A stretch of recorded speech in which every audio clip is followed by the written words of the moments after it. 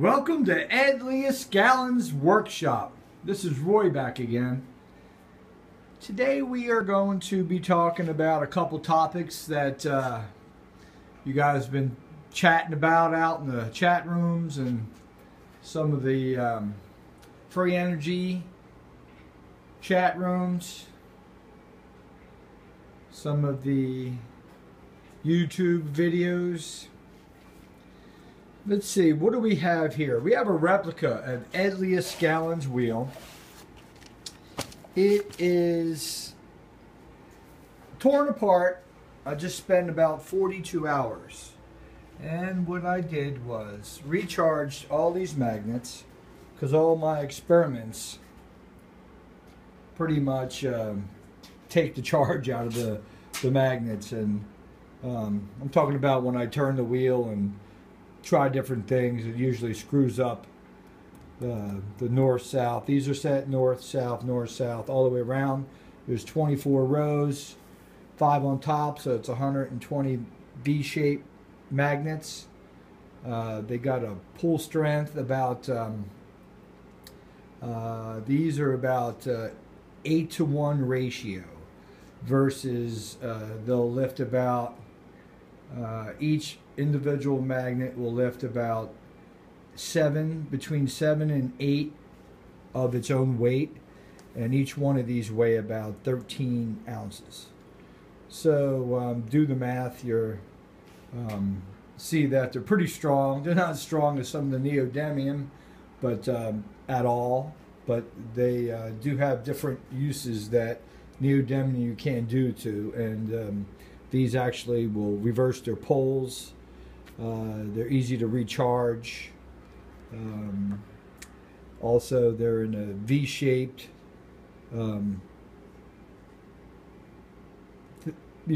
of pattern, so there can be flipped around.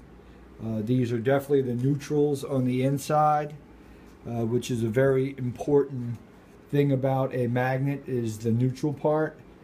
It's the part to where both sides, have a Bosch kind of wall where they have to apply by certain rules.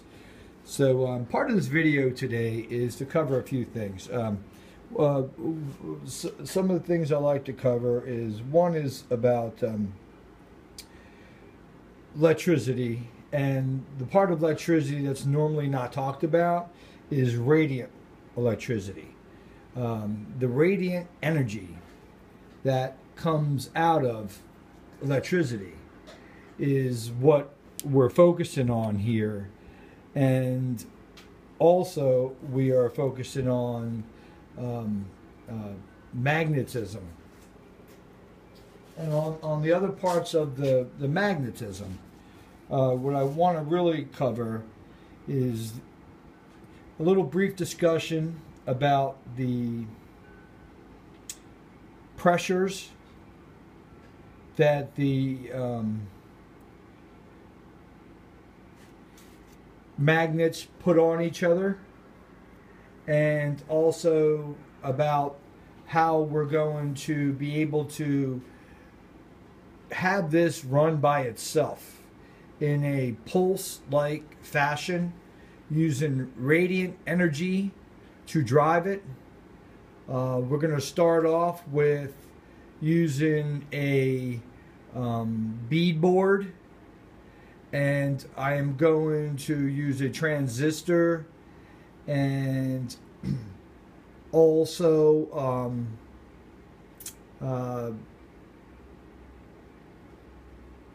a 12-volt battery, car battery, and we'll reduce down the 12-volt battery to like 1.5 volts, and we'll come out of the transistor into my capacitor. Well, actually, from the transistor into the capacitor, out of the capacitor into my somewhat like a Tesla coil, with like 28 gauge wire, about 450 turns. And what we're going to do is we're going to create and make a really Tesla-like environment, and we're going to produce cooled electricity. And you know, Eric Dollard used the terms, Tesla used the terms, but what we're going to do is we're going to send it to a disruptive point, which will be our spark gap right here, and then we're going to go ahead and create the high voltages through the spark gap. And what we're going to do from there is we're going to be able to short it out, and we're going to put a load on that, and that'll come directly off the capacitor. And the load we're going to put is actually the V-shaped magnets that I have here as field magnets, electrostatic magnets, 2 of them. They're wrapped with 16 gauge wire on 5 stacks to kind of even out the metal, so I can get a good pull and push kind of effect. And what we're going to do is use that radiant energy to go ahead to be the driving system for my leedskalnin replica here. And over here I built a relay, and you can see the relay are both set up to where they're both south.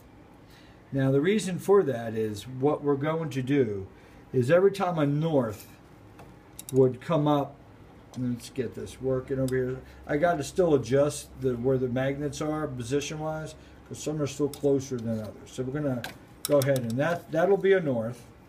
So you can see the relay pulls towards it. When that north hits, it fires this field magnet. It puts out a south pole. It has a north pole magnet coming towards it. So if you can see back here, here's the part wrapped up right here. So what happens is this north comes into the south. That one just collapsed, so it allows this to get to its straight point, and it breaks past it. Now when that happens, this one here, this other relay kicks in. You can see it right there, bam, it kicks in. Well, it just came off of that relay, collapsed, and then picked up here. When it picks up here, this field magnet kicks in.